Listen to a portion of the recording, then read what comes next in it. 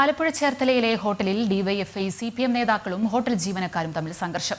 DYFI block president, CPM മുൻ local secretary, സംസ്ഥാന committee അംഗത്തിന്റെ മകൻ എന്നിവരാണ് ജീവനക്കാരുമായി ഏറ്റുമുട്ടിയത്. പോലീസ് കേസ് ഇല്ലാതാക്കാൻ ശ്രമം നടത്തിയതായും ആരോപണം ഉണ്ട്. വിവരങ്ങൾ നൽകാനായി നിഷ ദിലീപ് ചേരുന്നുണ്ട്. നിഷ, വിശദാംശങ്ങൾ. വീണ, ചേർത്തലയിലെ ഹോട്ടലിൽ അതായത് മീൻ വിഭവങ്ങൾക്ക് പ്രശസ്തമായ ചേർത്തലയിലെ ഒരു ഹോട്ടലിൽ കഴിഞ്ഞ 4 ദിവസം മുമ്പാണ് ഇങ്ങനെ ഒരു സംഭവം ഉണ്ടാകുന്നത്.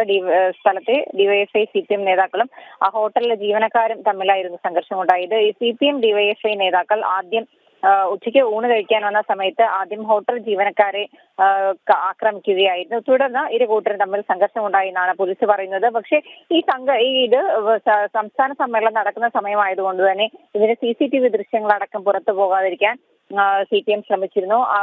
ഒപ്പം തന്നെ ഈ ഡിവൈഎഫ്ഐയുടെ ബ്ലോക്ക് പ്രസിഡന്റ്, CPMന്റെ മുൻ ലോക്കൽ കമ്മിറ്റി സെക്രട്ടറി, സംസ്ഥാന കമ്മിറ്റി അംഗത്തിന്റെ മകൻ എന്നിവരാണ് ഹോട്ടലിലെ ജീവനക്കാരുമായി ഏറ്റുമുട്ടിയത്.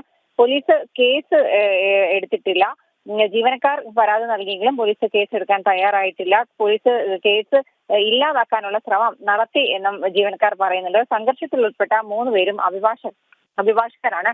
എന്തായാലും ഈ സംഘർഷത്തിന്റെ ദൃശ്യങ്ങൾ ഇപ്പോൾ പുറത്തു വന്നിട്ടുണ്ട്. കേസ് ഇല്ലാതാക്കി തീർക്കാനുള്ള ശ്രമം പോലീസിന്റെ ഭാഗത്തുനിന്ന് നടക്കുന്നുമുണ്ട്. വീണ. ശരി.